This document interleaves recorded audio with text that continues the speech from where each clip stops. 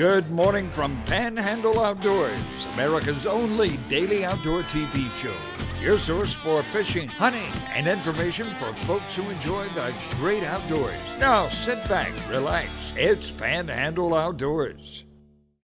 Good morning, folks. Welcome to Panhandle Outdoors. I'm Winston Chester. I'm glad you're here this morning. Got a great show lined up, but first, let's take a look at our weather, brought to us by Gulf Coast Air Conditioning. Drew Pollard, hard-working crew, taking care of our everyday comfort needs, and it's been pretty warm, so appreciate good companies like that taking care of us, locally owned and family run, and it's just good to have them on board on our team. Looking at the high today is only 87, low 78. Water temperature is exactly 90 degrees, to be exact, 89.8, so 90 degrees. So listen, the water is warmer than the air. Stop and think about that a minute. So you can't jump in the water to cool off. You got to get out of the water to cool off. All right. Our river reading brought to us by Panama City, Coca-Cola, good folks down there. Looking at the Apalachicola at Bluntstown, 2.9. Take a look at the Choctaw Carabelle, 4.3. Both rivers in good shape. The Choctawhatchee went up a little bit with the rain, but it's dropping back down. So it's really, with the afternoon rains and the storms coming through, it'll jump up pretty fast and drop down just as fast. So there's not a lot of movement on the river systems. Our tide chart brought to us by Kent Forest Lawn. We're getting into those deep tides now. High tide 12:54 p.m. and low tide at 10:13. Decent tide today, but coming on into the weekend, not very strong tide, so be aware of that. A wind will be coming west, southwest at about 11. Let's take a break. We'll be right back with our guest.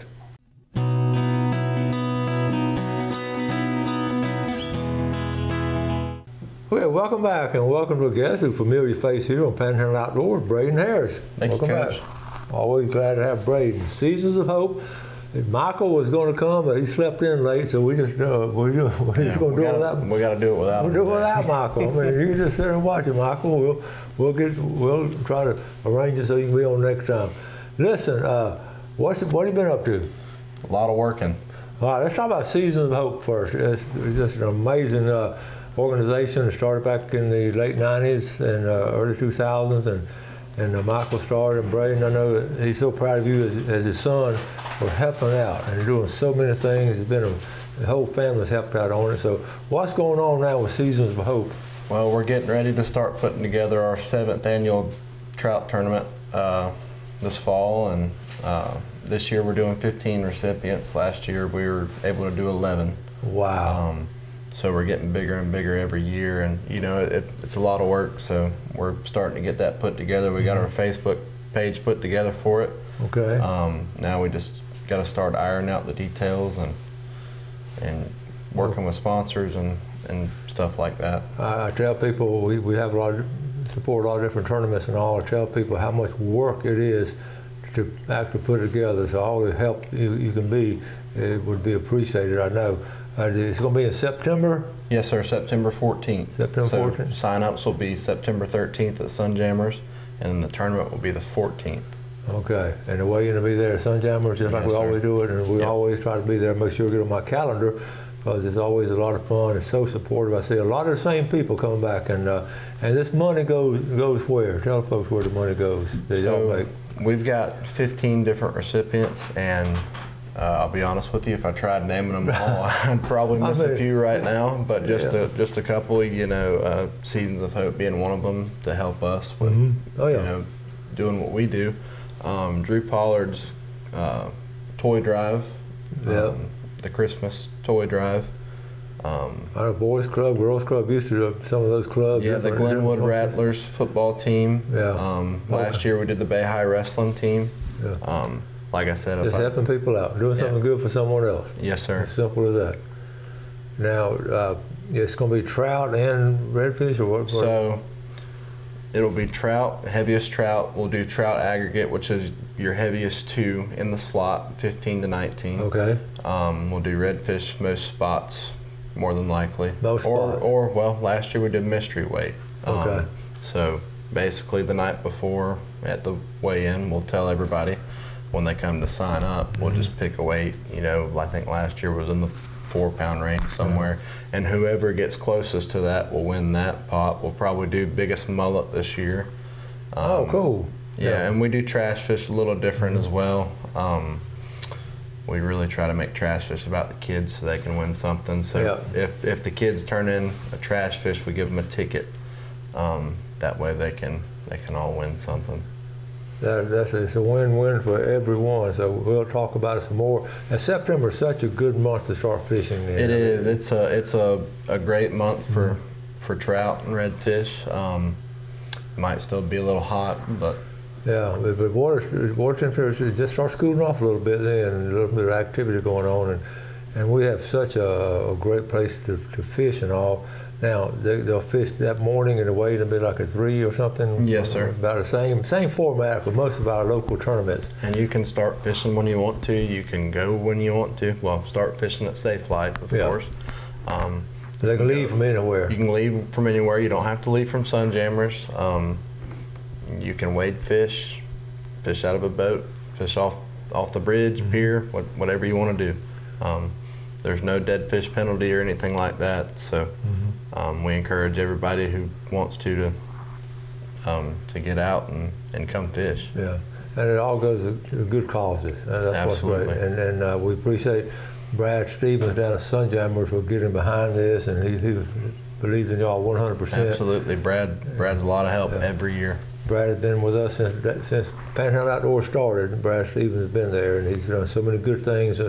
People don't know a lot of good things he's done, but he's always helping out. So we appreciate Sunjammers and give them some kind of. They're gonna have all kinds of stuff now. You go in the store lately, all the stuff they have. Brad does such a good job of keeping so many cool things in the store. He got a big sunglass collection. That's a good way to describe it. So many cool things in the store, because that's exactly what it is. Yeah, absolutely. I never go in there without. I try to leave and not buy anything, especially if Gail's with me. Right. They got a little boutique. They got the boutique over there now too. And now we're gonna need to buy something for the girls. Right. And we do. But if you don't have a chance, haven't been down there lately, run down to Sunjammers and tell Brad all hello. And anyway, let's take a quick break. We'll be right back.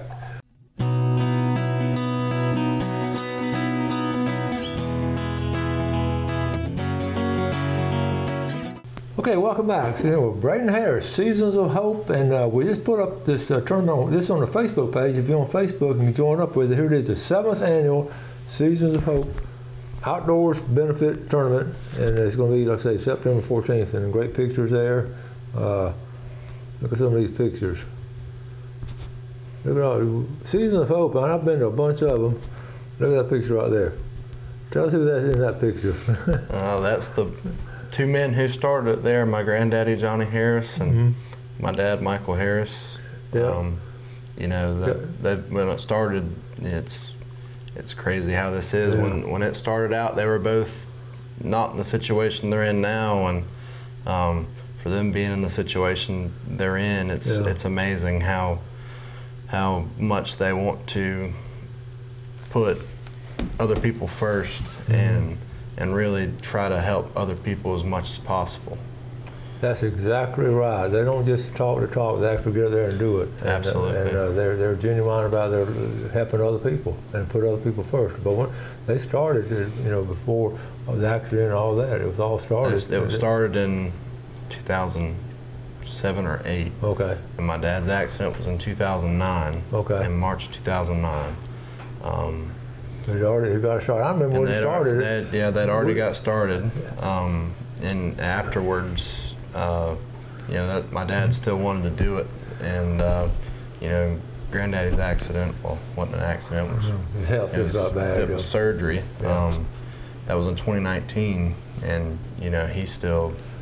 They're still in the condition they're in, which is a challenging condition for both of them. They're still pushing this. So, I appreciate them doing it all. I know. I actually, when your dad first started, it was 08, maybe 07, but I actually did an interview. He'd taken a young man out wild hog hunting, and we did an interview. I was actually at school and left right after school and did an interview at Sandy's Feed and Seed. If you remember where that was, in the back parking lot with your dad and that guy with a big old hog on the truck. Right. So great memories there. So anyway, we'll move on now. But let's talk about what kind of fishing you've been doing. I know. I've been doing, of course, my heart lies with redfish and trout. you know, I'm real passionate about that and competing. But I've got to do a little snapper fishing lately as well. Went offshore a couple times. That's fun. That's been fun. I like to try to do that a couple times a year. All right, you sent me some pictures last night. Let's take a look at some of these pictures. So tell us about this one. That there's one of my best friends, Noah Denham. I believe that was in April or May. Okay. That was a 7-pound slot redfish in West Bay. That looked like a good slot right there. Absolutely. He, believe it or not, he's big into real light tackle. We talk about light tackle using these 2,500 size reels and medium rods. He showed up with 2 light action panfish, brim rods on a 1,000 size reel with 8-pound test, and that was the first redfish he hooked of the day, and we chased him around for a good 10 minutes to put him in the boat. So I thought that was a good time. It was funny. We talk about doing that. We've done it before too, and you always hope and pray. I don't want to run when you're chasing him and he's going on. He's just going with him and all. And dear Lord, don't let him run next to the oyster bar. That's happened to us before. I know Cal had the biggest fish he ever had, and that's what happened not too far from the Lynn Haven Bridge. But, right. Okay, this is a great game. That one's. I was just looking through the pictures last night, and I found that one. That was on one of my cameras during turkey season. I thought that was just a neat picture how it caught that dove. What a great action shot! I mean, and that hen was walking in there, and it caught that dove like that. And did it have him on the ground, and walking and in the air. Good picture. All right. So we've actually. Well, I did forget to mention this. I've been getting into shark fishing a little bit here recently, and that was a little over a month ago. I've lost some of the pictures because when we've caught a couple really nice hammerheads, and when we get them on the beach, we try to get them back in the water pretty quick. So that was just the best picture I had of one. We've been a couple times and caught 2 really nice hammerheads. Caught a big nurse shark one night. Okay. And that's all local. I mean, that was Mexico Beach. Mexico yes, sir. Beach, yeah. They're good sharks. Have you tied up with any bull sharks? Or? Not yet. No. We've been trying. We hadn't had any luck the past 2 Friday nights we went out. It's been kind of rough weather over there. Yeah. But we've been trying it. Well, we hadn't got any bull sharks. Those bull sharks, they like to feed in the daytime on some of the swimmers, looks like. So you have to be careful out there. But I know. What do y'all use for bait? Well, so we use cut-up stingray. Bonita's a great option. Bonita's good. Actually, on that shark there, we had actually fished the bayou bass that morning, and I had caught a bluefish that morning on topwater, and I threw him in the cooler, and we cut him in half, and that's what we call that shark on. Natural bait. That's ideal. That's a nice one too. How about this one right here? This one, one of my buddies from Atlanta. We were fishing at a pond at night. That's a pond fish? He's big into night fishing. Yeah. And we were catching little, 12-inch fish, and that's all we were catching that night. And I had one hit, and he had one hit, and they felt about the same. He said, "I'm gonna let this one eat it." And I said, "Yeah." Well, I set the hook on mine, and mine come flying up on the bank, and he set the hook, and he said, "Oh, this one's a better fish here." And we couldn't see anything. He didn't jump. He just kind of pulled him to the bank, and I turned my headlamp on and saw him come up out of the water, and I just reached down there and grabbed him and pulled him up. It was just as easy as that. Oh my goodness! Yeah, that fish weighed a little over 10 pounds. Holy cow! Yeah, that was something else there. And y'all released him? Yes, sir. We did release him. When are you gonna go back and catch him again? Hopefully soon. We didn't make a show off of that. Shoot some video with your phone and all. Yeah, don't show the location. Yeah, don't tell that one happened really quick. I really don't expect it, huh? All right, So that was actually on Chewy's Charters and Guide Service. We take a trip with him every year. Yeah. We try to, with Seasons of Hope, we try to take a local kid who might not get to do this very much. When was this? This was June. I remember I was out of town. I couldn't go with you. I was going to make a show. This was the second week of June, I believe. Yeah. That was that's a fish I caught in East Bay on topwater. I just happened to take a picture of him in that sunrise. That's a great picture. All right. This is another good West Bay fish. He looks over slot, but that fish was actually right on the money. He was right at 27, a little bit under, Cool. and weighed just at 7 pounds. Well, that would have won a tournament. I mean, that would have been a great tournament fish. That would have been a good tournament fish. This was another West Bay fish. That was actually July 4th. You can see it kind of started raining on us a little bit. I didn't measure him. I mean, he was a good upper slot fish. I had noticed. I see the rain dropped on the water. Yes, sir. So this was in the slot or over slot? He was in the slot. I didn't measure him, but I think he was upper slot, but I don't think he was quite as long as that first one. I know it's been redfish have been pretty good this summer. It's slowed down a little bit, but if you can find a little bit cooler water temperature, and if you can find them, they're typically in a small area right now. Yeah. All right, we're going to take our final break. Be right back with Braden Harris.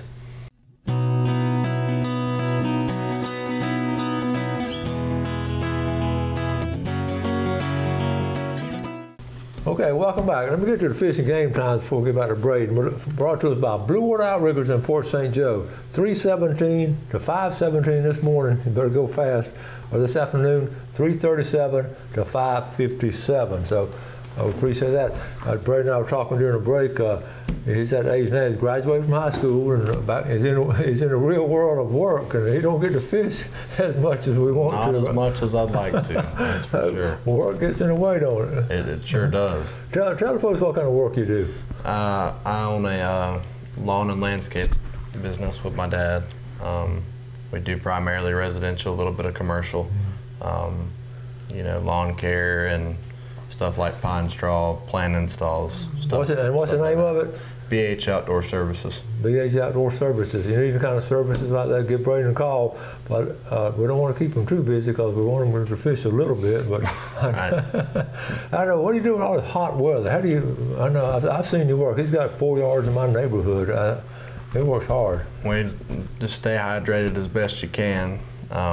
Eventually my body just gets used to it. It's never any fun, but it's hard work.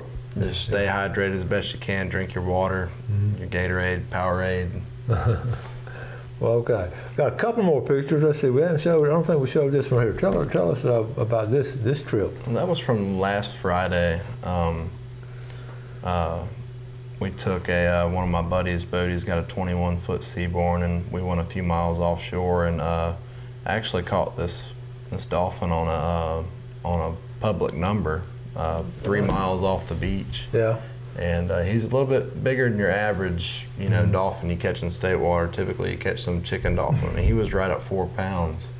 Did you get a jump? You get to see him jump? We did get to see him jump. He is so. It's funny. We'd be moving around from these little trash piles that we were finding, and triggerfish would come up the top, and as we'd have our baits in the water, they'd come up and try to eat them. And we'd have to pull away from them. Well, this dolphin did the same thing, came up by himself. Usually they come up schooling, and we actually did not have a flat line ready at the time. We had one tied up, but Blake Thomas actually was with us, and he dropped his bait down probably about 15 foot under the boat, and we watched him swim around that bait and eventually ate it, and we were able to put him in the boat. Oh, that was cool. The color is magnificent. He was absolutely, I couldn't get the picture quick enough. I know. It never does any justice, but he was beautiful when he come out of the water. It really is.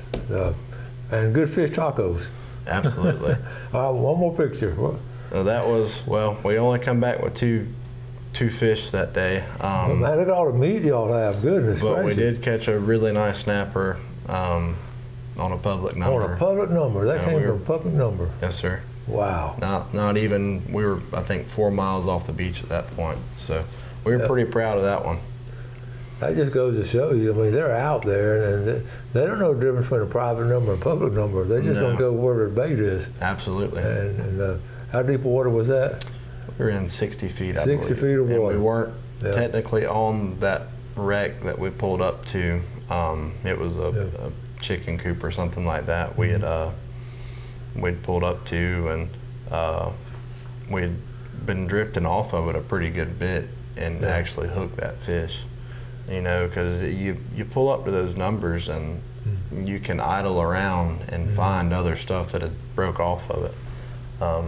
So that's kind of the hurricane is all spread out and all exactly what happened. That's you know, that's what we've tried to do, and they're no secret. It's public numbers. Oh yeah. Not far from the pass at all. We just went out there and tried piddling around, and that's cool. We were pretty fortunate to catch a really nice snapper. Well, Braden, we're over halfway through this summer. What's your upcoming plans? Late summer and early fall. What you want to try to do?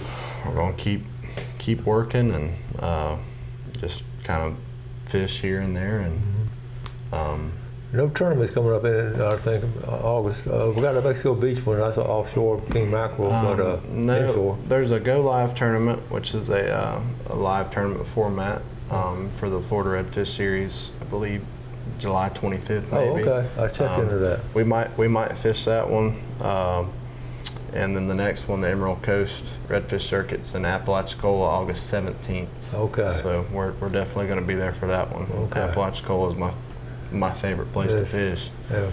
And other than that, there's not much going on. Too hot to do too much. Yeah. And all along, we want to talk about the tournament coming up September 17th, and if you can be any help to them, touch base with them. I mean, I know you have some good volunteers.